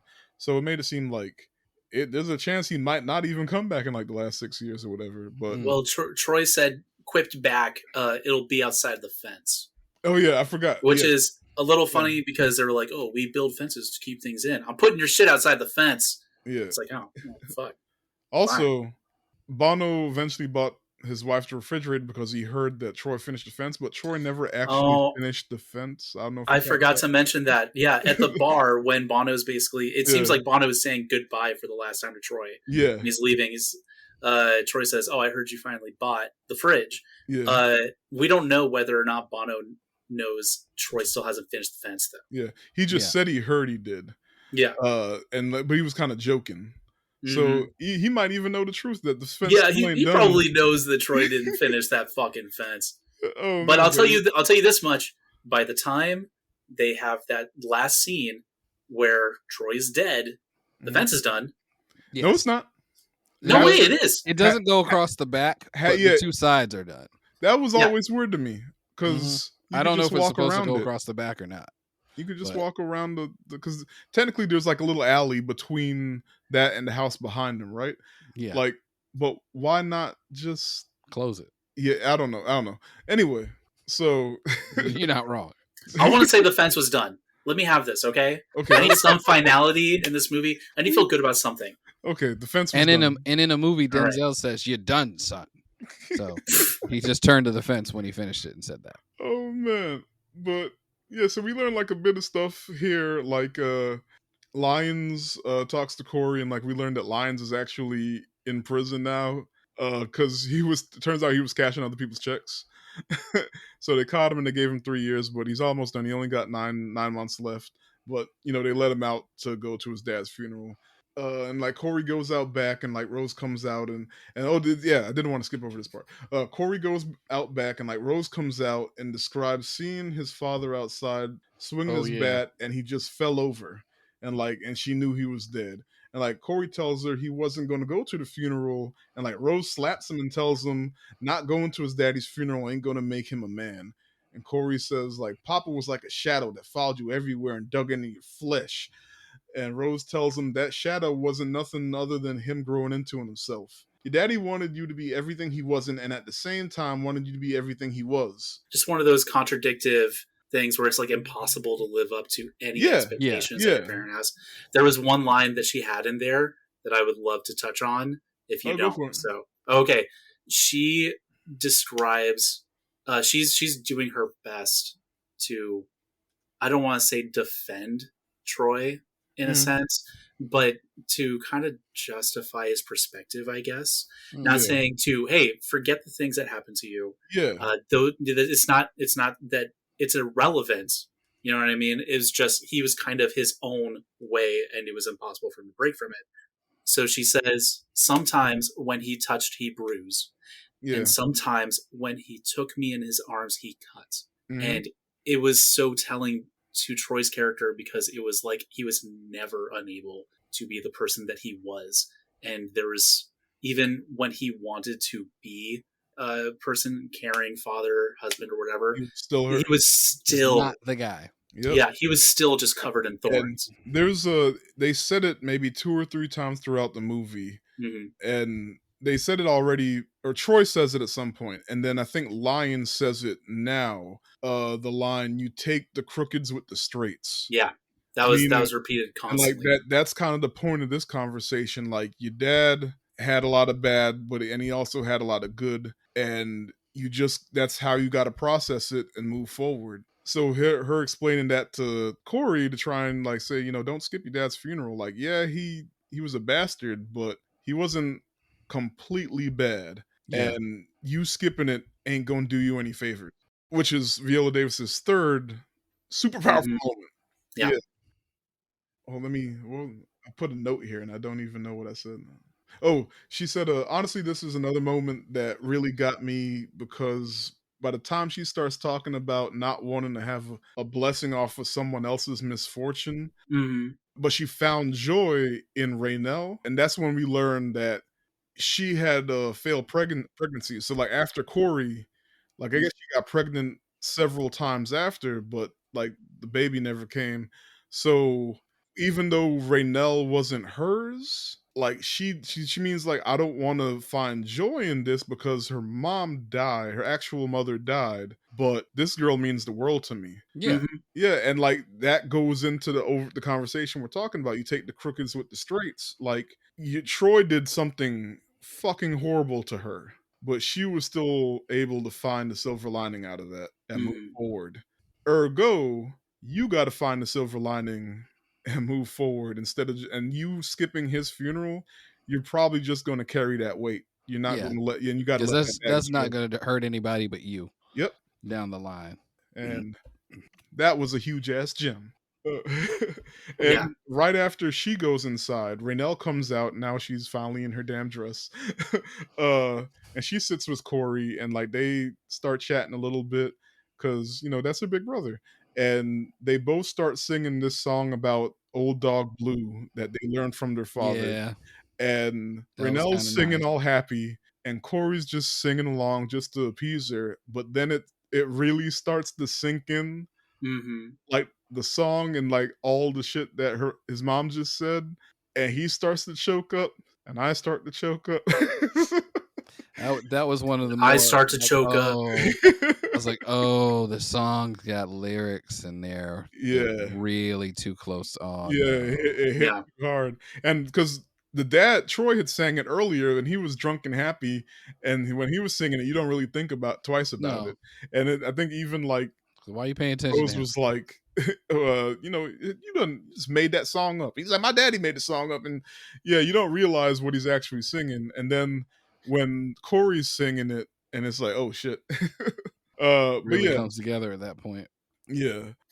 If I'm reading it, I don't remember the lyrics, but the song is essentially like in the moment would be a metaphor for Troy, right? Them burying Troy, right? Yeah. Yeah. So yeah. So but then final thing, Gabe shows up and like Rose didn't know if he was going to get if the hospital was going to let him out or not, but Mm-hmm. shows up and he's carrying the trumpet he always has, and he tries to blow it so that Saint Peter would let know to open the gates for Troy to let him into heaven, and he blows it and no sound comes out, and he tries again and a little bit of sound comes out, but the clouds part and the sun shines down on the family, and Gabe goes, and that's the way that go. Yeah, Gabe was the MVP. Yeah. Hit three times. So first two times he's just trying to blow it, and then the third time, as he's raising his horn to the clouds, Mm, he manages to hit one pristine singular note, mm. and that's when the sun shines, and everybody just looks up at the clouds, really, Like, is yo, that shit? right? Like it worked. What the fuck? And like Gabe is like the look on his face was Yeah, not even like, yeah, I did that. It was like, all right, like that's how that goes. I'm gonna go inside to get a sandwich. Why do you think I've had all these horns for this long? right? Which Yeah, another pile of thing I want to horns. come back to. Yes. So Go for it. this is during that 6 month montage of Mhm, just the seasons changing, and then we get to see just a picture of Gabe's basement room, mhm. and he initially he was talking about getting enough money to buy a new horn. That's right. That's Um, right. and I was just like, okay, cute, all right. He's always got his horn and basket of produce and suit, walking around town. But then you see that he has horns, Yeah. Tons of and the fact that he has enough money to buy new horns, but why does he need new horns? And like, is it something that's suggesting like to a larger idea of like thematically behind the movie, which I haven't been able to articulate or. I Uh, didn't I only have like I caught it right before it flashed off screen, and mhm. I saw that it was horns and like pieces of horns, and I Yeah, don't know if he was trying to like assemble one that works or if he I mean, either way, he still had more multiple horns. It was like a lot of absolutely. them. yeah. So I don't know if it's something about like futility and just like getting more Maybe he and just moonlights trying over again. as a I don't want to say Grim Reaper, but as like the what's the fairy dude? The You know, ferryman. yeah, like because he has to escort the souls to the afterlife, and it was his. There I don't is know. I'm going too deep. an angel, I think. I can't remember. There's an angel that I think that's one of their jobs is to open Mm. St. Peter's Gate. yeah, Oh, by blowing a horn. is it So Gabriel? maybe It's it not, is. I don't know. Sorry, I don't- No, now I'm like, wait a Wait. minute. Oh man. Uh, I forgot. It didn't even occur to me. Denzel previously directed Viola Davis and Antoine Fisher. Hmm. She played, spoiler alert, his crackhead mom at the end for like 2 minutes. Uh, so just seeing that trajectory is amazing, right?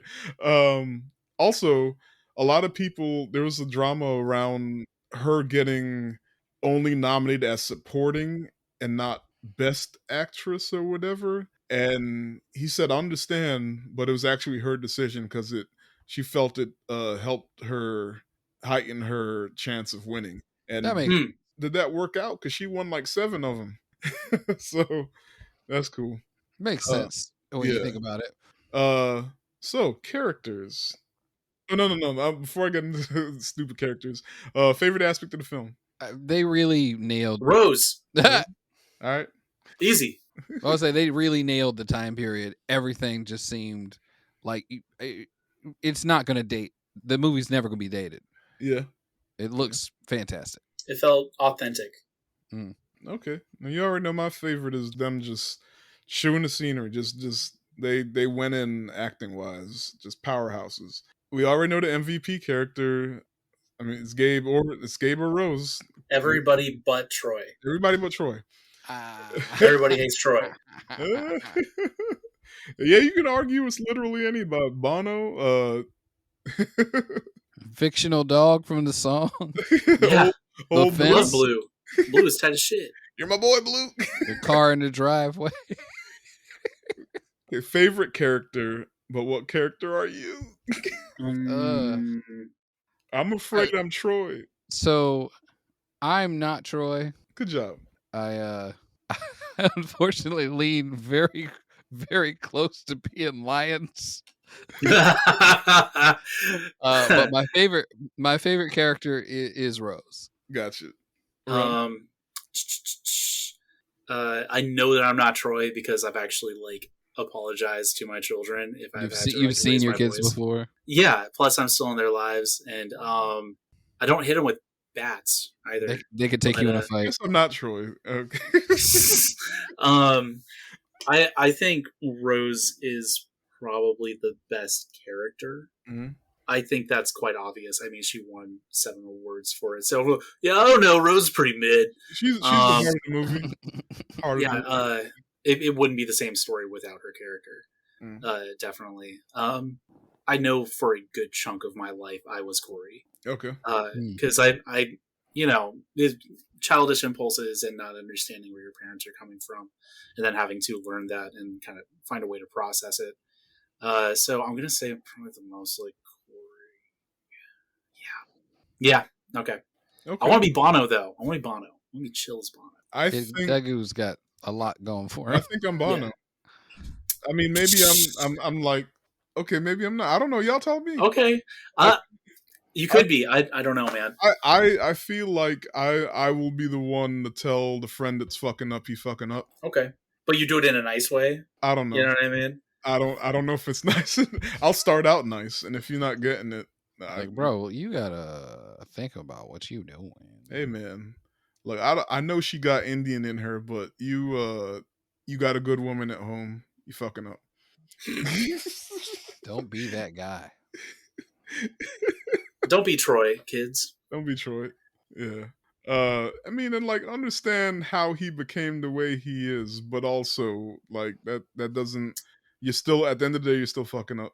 You know, there's something to be said about recognizing your upbringing and your childhood, but when you are an adult and you have children, you're no longer allowed to say, oh, well, I had a really hard time, and da-da-da. It's like, you don't get to be the hard time for everyone else now, though.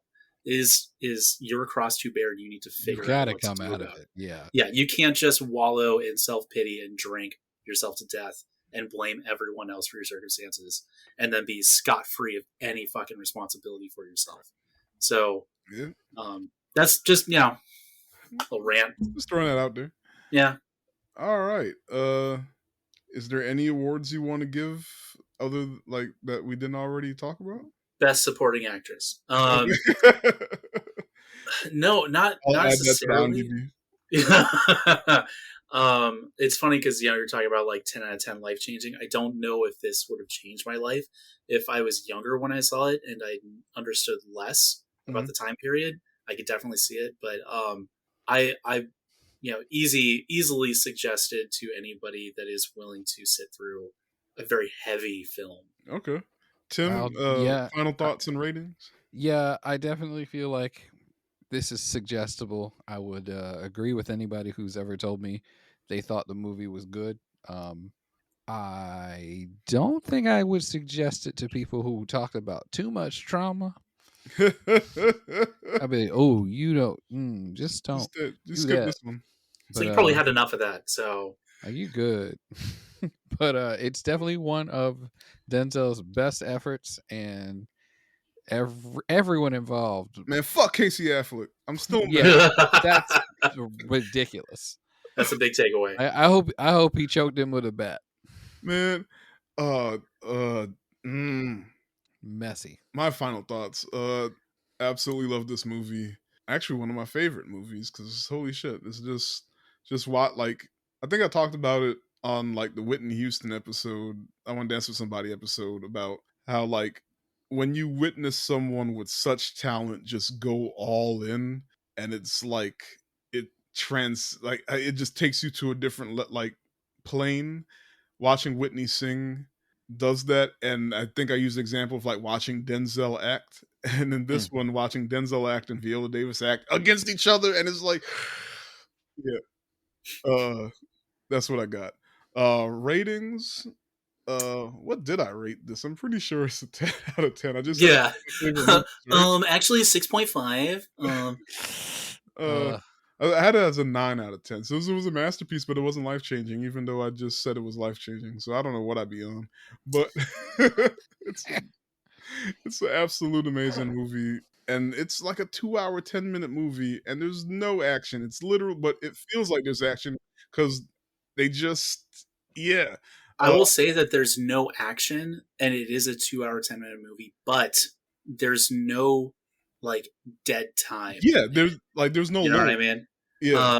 What was it? I mentioned if the last movie we watched, Hidden Strike, had maybe 10 more minutes just for dialogue, but there were parts in that movie where it felt like they didn't know what the fuck to do. So they're like, oh, let's put in 5 minute shot of them driving through a desert. There's a lot of filler in that felt like it could have been better handled. There was no filler in this movie. nope. Yeah. Everything served a purpose, whether it be to explain the story or set a mood. And Even the montages were just like, here's some pertinent things you won't realize until about 3 minutes from now. the only thing that bugged me about that is because now I'm trying to figure out like the imagery behind some of it thematically and be like, Yeah. well, was this suggestive of anything in the movie? But you know, rating wise, I don't. My 10 doesn't necessarily mean life changing because I don't know. I don't know if I see a lot of things that are life changing, and if I do, I don't talk about them because it's usually for the worse. But I would love to give this movie a 10. Yes, That's just I'm gonna give it a 10 too. Okay. Fences Fantasy 10 too. Bad joke. Sorry. So and Tim, you said you'd recommend it, right? Absolutely. So on that note, hey, we did it. Episode 22 in the books. Any plugs? You know me. We're just power bummer all over the place. You search it anywhere, you'll find it all one word. Shirts, stickers, screen prints, all that jazz. Yeah, we're just here to have fun. All right. Tim? Same old stuff for now.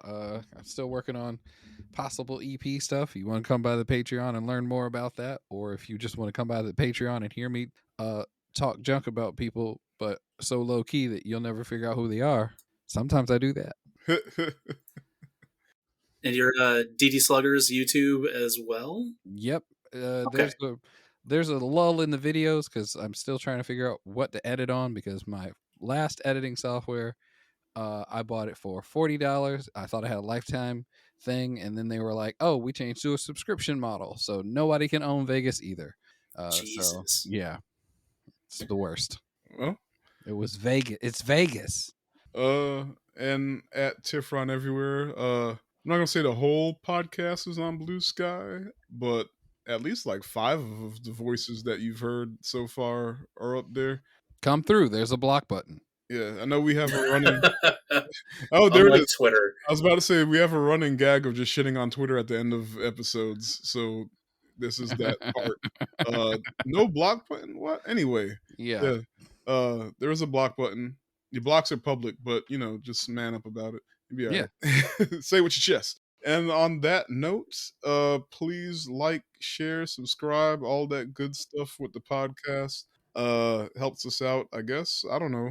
We kind of do this for fun, but whatever. Do those things, and have a most excellent week. And try not to be a dick to your children. Take Please. care, y'all. Bye. Later.